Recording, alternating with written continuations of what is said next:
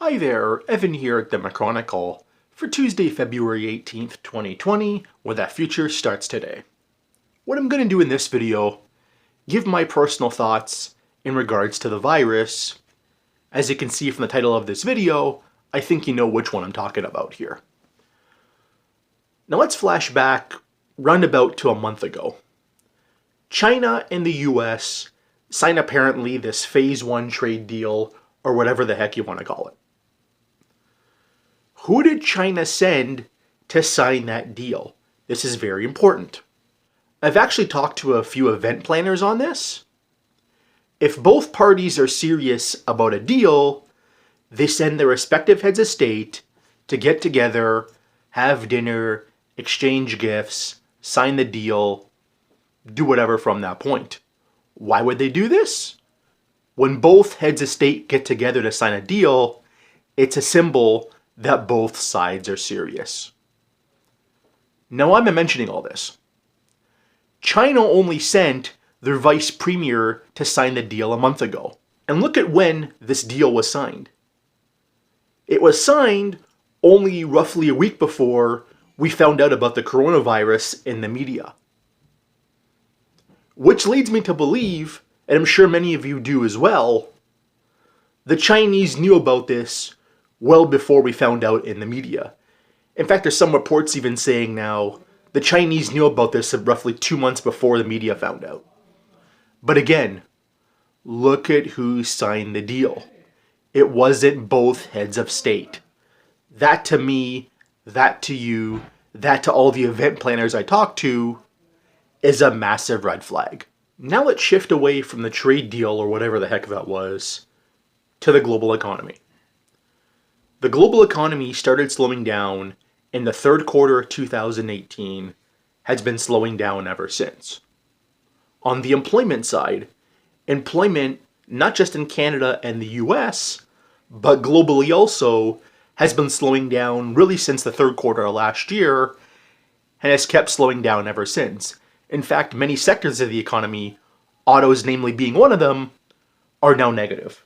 The virus itself, it's going to have big impacts across two areas. One, your supply chain, whether you make things in China or have parts come in from China to make your own various items elsewhere.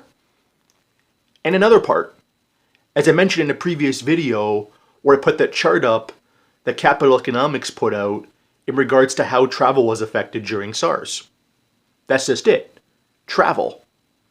One thing the Chinese do, they travel and they spend.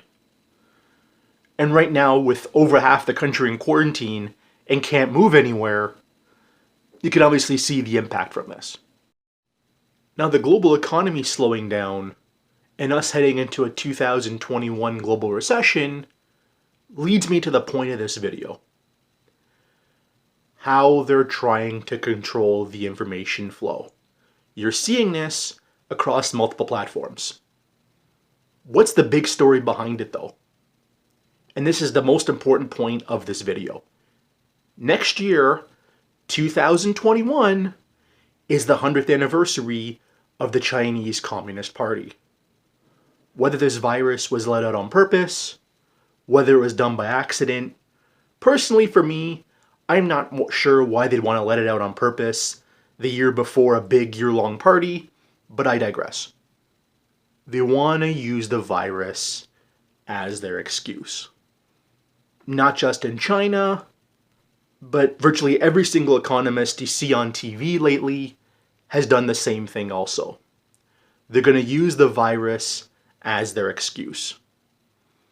But everyone watching this video already knows the global economy was slowing about a year and a half before we found out the first bit of news about it. It's the trigger, but not the cause.